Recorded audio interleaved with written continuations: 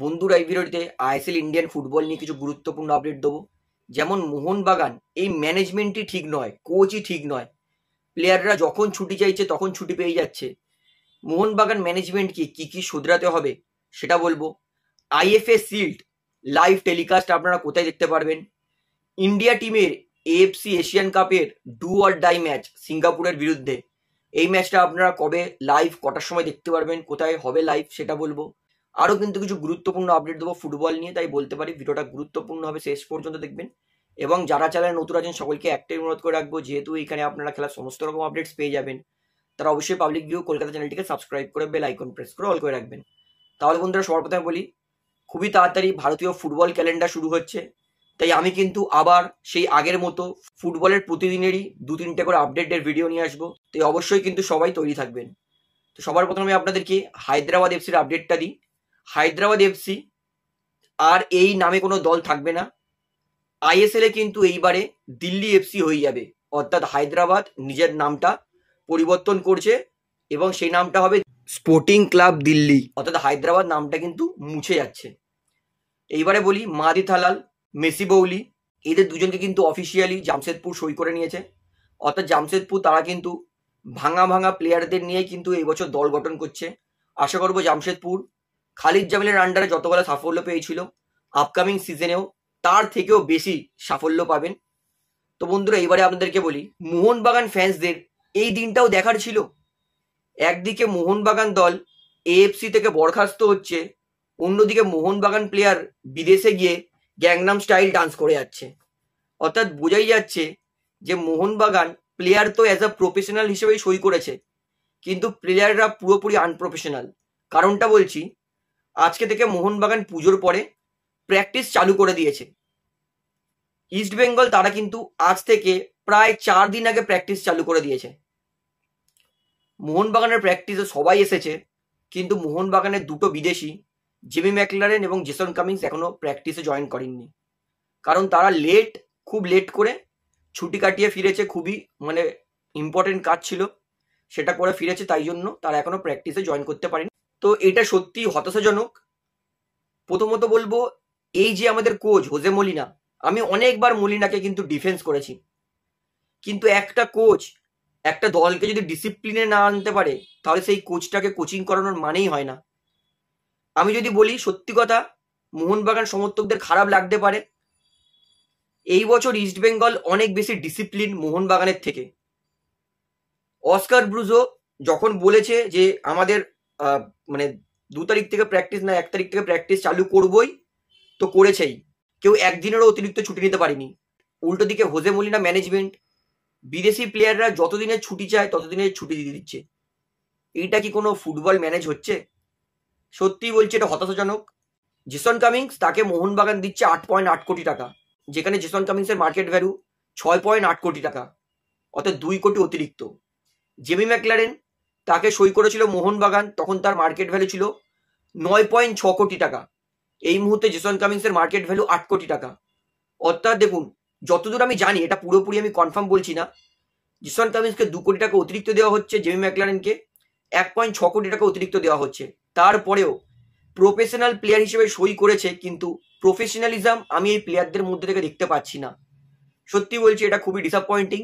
শুধুমাত্র প্লেয়ার নয়, ম্যানেজমেন্ট এবং কোচের জন্য, যে প্লেয়াররা অতিরিক্ত ছুটি নিচ্ছে এবং কোচ ম্যানেজমেন্ট সেই বিষয়ে কোনো ভূক্ষেপও নিচ্ছে না।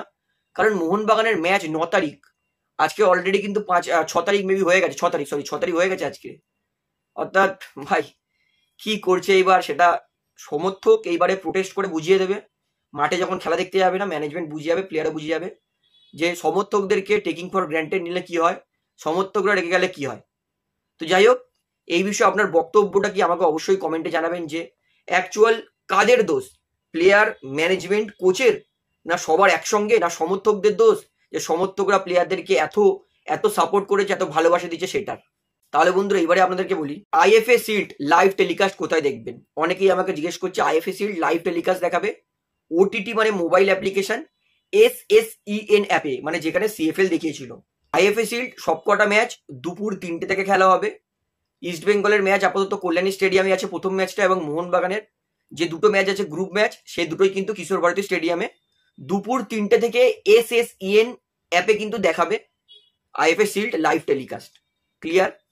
এইবারে আপনাদেরকে বলি, ভারতীয় ফুটবল দলের কিন্তু do or die match AFC Asian cup কোয়ালিফিকেশনের। কারণ ভারত, তাদের হাতে আর 4টে ম্যাচ আছে। ভারতকে যদি কোয়ালিফাই করতে হয় 4টের মধ্যে 4টেতেই জিততে হবে, নয়তো 3টেতে জিততে হবে, একটা ড্র করতে হবে।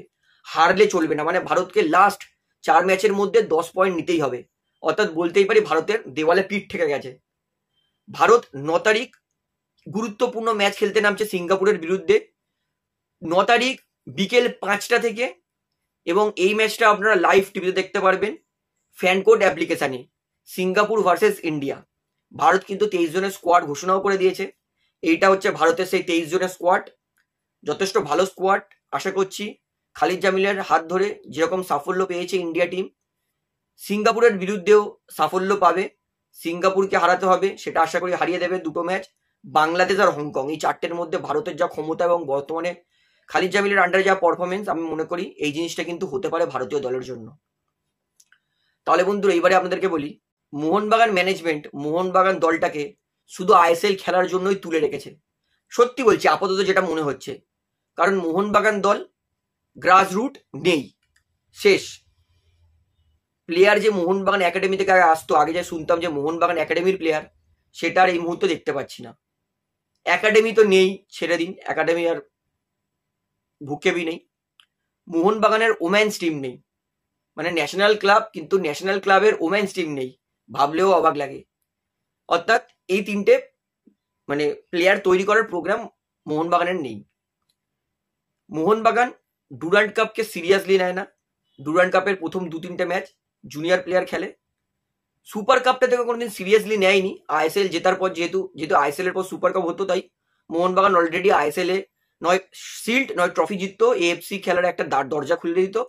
তারপরে মোহনবাগান আর সুপার কাপটাকে গুরুত্ব দিত না, অর্থাৎ ডুরান্ড কাপ সুপার কাপকেও গুরুত্ব দেয় না। CFL জুনিয়র প্লেয়াররা খেলে, তাই সেই বিষয়ে আমি কিছু বলবো না।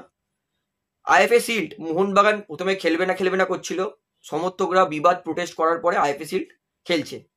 বেঁচে রইল শুধুমাত্র আচ্ছা AFC রয়েছে। AFC তেও মোহনবাগান খেলতে যায় না। কেন খেলতে যায় না, কিসের জন্য খেলতে যায় না, আগেও বলেছি, তাই আর বেকার বলছি না। আর বেঁচে রইল ISL, অর্থাৎ মোহনবাগান যে এত 60 কোটি টাকা দিয়ে দল গঠন করছে, সেটা শুধুমাত্র ISL খেলার জন্য। অর্থাৎ আর কোনো কম্পিটিশনে মোহনবাগানের ভূক্ষেপ নেই। অর্থাৎ এটা পুরোপুরি গাফিলতি ম্যানেজমেন্টের। মোহনবাগান দলটাকে সত্যি বলছি চিবিয়ে খাচ্ছে। তো এই বিষয়ে আপনারা কতটা একমত প্রকাশ করেন যে মোহনবাগান শুধুমাত্র ISLটাকেই গুরুত্ব দেয়, তাছাড়া কিছু গুরুত্ব দেয় না, মানে মোহনবাগান সমর্থকদেরকে শুধু আনন্দটা ISLই দেবে, বাদবাকি টুর্নামেন্টে দেবে না? তো এই বিষয়ে আপনার মতামত অবশ্যই কিন্তু আমাকে জানাবেন। তাহলে ভিডিওটা এখানে শেষ করছি, আশা করি ভালো লাগলো। তো ভিডিওটি ভালো লাগলে অবশ্যই লাইক করুন, কমেন্ট করুন, শেয়ার করুন এবং চ্যানেল নতুন সকলকে অ্যাক্টিভ অনুরোধ করে রাখবো, যেহেতু এখানে আপনারা খেলার সমস্ত রকম আপডেটস পেয়ে যাবেন। তারা অবশ্যই পাবলিক ভিউ কলকাতা চ্যানেলটিকে সাবস্ক্রাইব করে বেল আইকন প্রেস করে অল করে রাখবেন। ধন্যবাদ।